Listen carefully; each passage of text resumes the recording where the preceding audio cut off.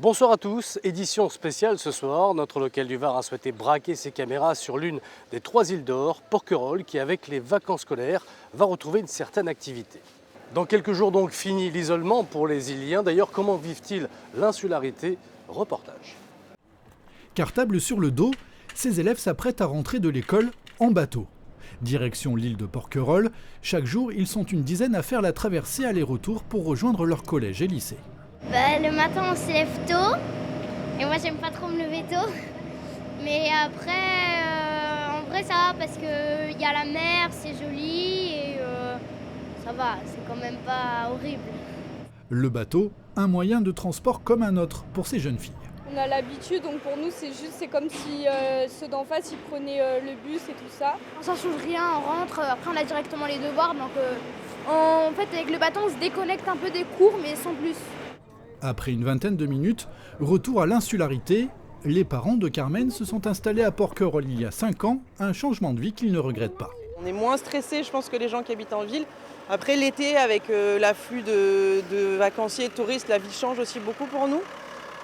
Mais oui, on est un peu en dehors du bruit du monde, ça c'est sûr. Ouais. Et c'est bien? C'est super, oui, mais il faut le choisir, parce que sinon ça peut être difficile. Porquerolles, c'est environ 300 habitants à l'année. Un petit village avec ses commerces, du moins ceux qui restent ouverts, son école maternelle et primaire, sans oublier son cabinet médical. Philippe Lenz, 62 ans, dont 23 passés sur l'île, est l'unique médecin de Porquerolles. Ici, les journées ne ressemblent à aucune autre. C'est le médecin à l'ancienne. C'est-à-dire que je peux faire la rhinopharyngite, le renouvellement d'ordonnance, mais quand je traverse le village, j'ai 5 consultations. Et puis c'est aussi l'aspect juste humain, remplacer le curé, enfin, quand il n'est pas là pour écouter les souffrances des uns et des autres, c'est le médecin à l'ancienne. En ce début du mois d'avril, l'île est encore calme et en fin de journée, on aime à se retrouver entre habitants, au cœur de ce village forcément un peu à part. Ouais, c'est un village. Oui, tout le monde, c'est un peu tout sur tout le monde. Il y en a qu'on voit pas trop, il y en a qui ont des quotidiens, on est à peu près 80 à se voir tout le temps en fait. Tout le monde se connaît, on se retrouve vraiment l'hiver, puisque l'été tout le monde est occupé à faire sa vie et tout le monde travaille beaucoup. L'hiver, on est entre nous et les gens s'entraident, se rendent des services. Non, on se fait une belle vie ici. Coucher de soleil sur les îles d'Or et derniers instants de tranquillité. Dans quelques jours, quelques semaines, la saison touristique sera véritablement lancée. Derrière moi, toute cette immensité bleue qui accentue visuellement le phénomène d'insularité.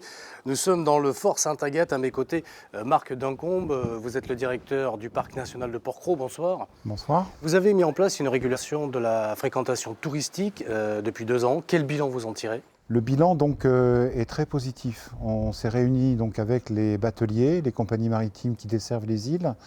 Et on se rend compte qu'effectivement, suite à l'écrêtage des pics de hyperfréquentation que nous avions, on a une meilleure répartition des flux de visiteurs sur les différents jours de la semaine et peut-être, on l'espère bientôt, sur différentes saisons aussi et pas seulement sur les mois d'été. Les visiteurs reviennent à Porquerolles, y compris en été, dans une ambiance apaisée, dans un climat qui leur permet de découvrir l'île d'une façon intéressante, avec une expérience de visite qui est très positive.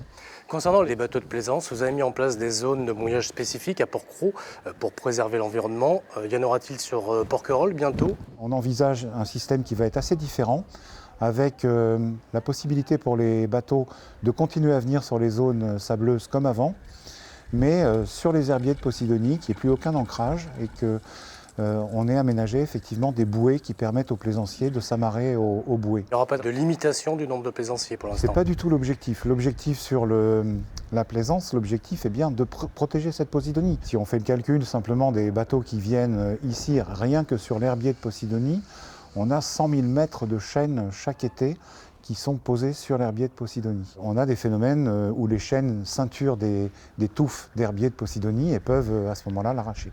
Merci beaucoup Marc Duncombe. Alors justement, autre préoccupation majeure sur l'île, c'est le ravitaillement en eau potable. À partir de 2024, ce sera en direct et par voie sous-marine. Fini le bateau-citerne grâce au projet Sea Line dont les travaux sont en cours. Il est 7 heures, sous le soleil levant de la plage de la Bergerie. Une longue journée commence pour l'équipe du chantier.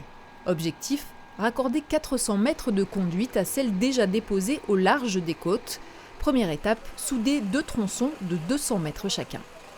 Il n'y a pas d'apport de matière, on fait juste réchauffer du tube pour les refusionner. Et une fois qu'il a refroidi, il retrouve toutes ses caractéristiques mécaniques. Et ça tient. Doucement, stop.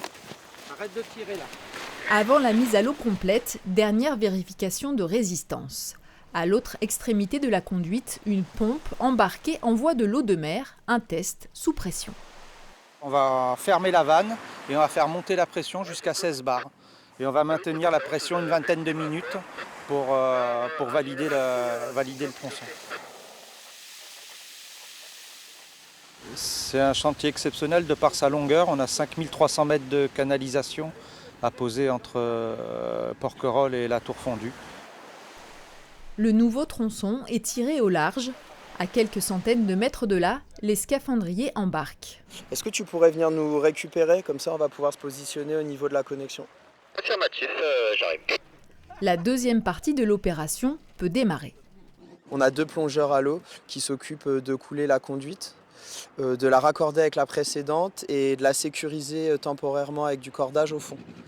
Une fois que cette opération elle est finie, la deuxième équipe et la troisième équipe pourront y aller pour commencer à mettre les colliers et fixer la conduite au fond. Vissée par 15 à 20 mètres de fond, la conduite pourra acheminer jusqu'à 800 mètres cubes d'eau courante par jour en pleine saison. Reste une dizaine de tronçons à fixer. À terme, la canalisation remplacera les bateaux-citernes qui livrent actuellement l'île de Porquerolles. C'est la fin de cette édition spéciale. Si vous devez prendre le bateau pour Porquerolles, n'oubliez pas de réserver votre billet avant. Bonne soirée à tous.